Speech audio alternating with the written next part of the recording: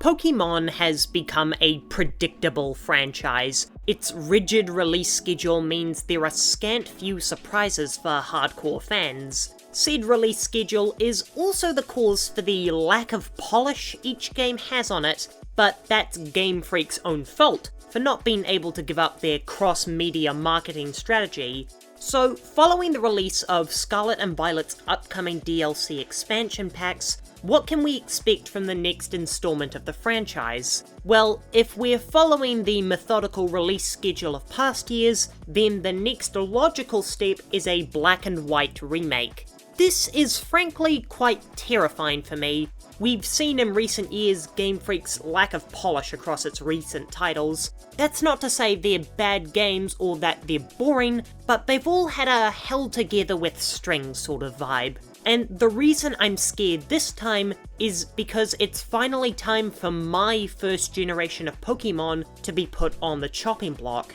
It's a weird feeling that the games that introduced me to this magical world when I was 7 years old are at the age where their nostalgia is high enough to be profited off of. It's going to feel incredibly awkward now that I'm finally at the age where my childhood is going to be sold back to me. I guess that's part of being an adult that plays games though. But is a remake really the best idea to bring Unova into the modern age, or would just a port suffice?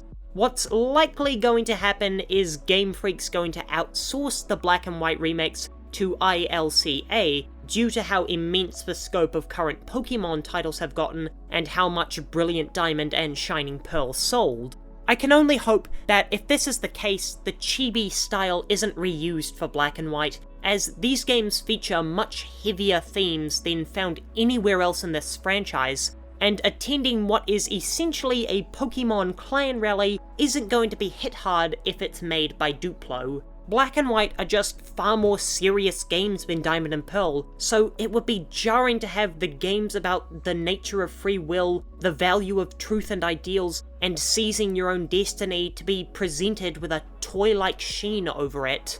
But what's more to do with the point is that Black and White don't really need remakes, or at least the only thing that would need to be adjusted is the ending. Pokemon is a franchise for children, kids who can't even spell RPG. So whenever people complain about Pokemon games being too easy, I think they're the crazy ones because the game isn't designed for them.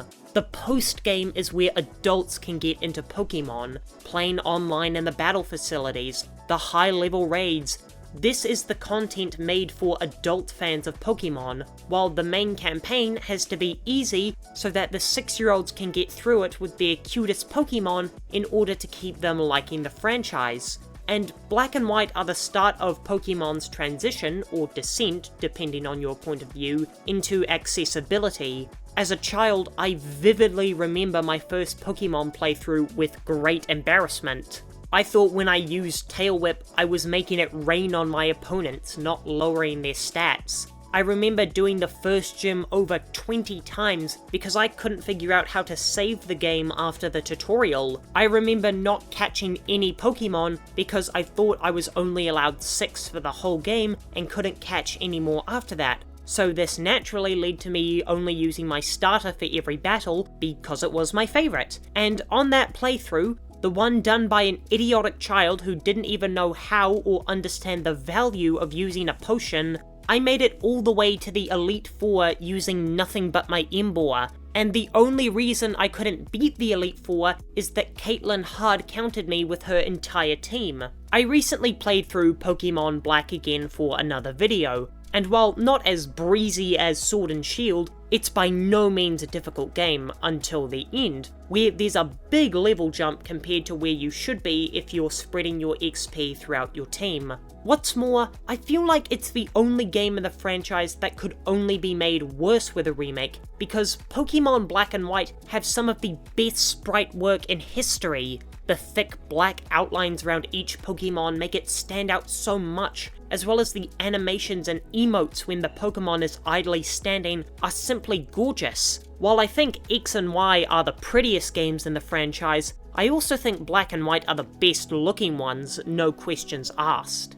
and taking the literal edge away from these games to put them in a smoothed out art style would soften the impact each Pokemon had when it takes the field. Pokemon has never looked more alive and expressive in any mainline game before or after Black and White, and that distinct style of sprite work so perfectly captures the modern edginess of the late 2000s style. No Pokemon game has ever had better drip than Black and White. Again, every trainer's sharp character design gives Black and White all the more personality that a 3D remake would take away. There's a reason the Black and White female trainers are the most popular Pokemon tags on Rule 34 outside of the Pokemon themselves, but if I don't think about that, it can't hurt me.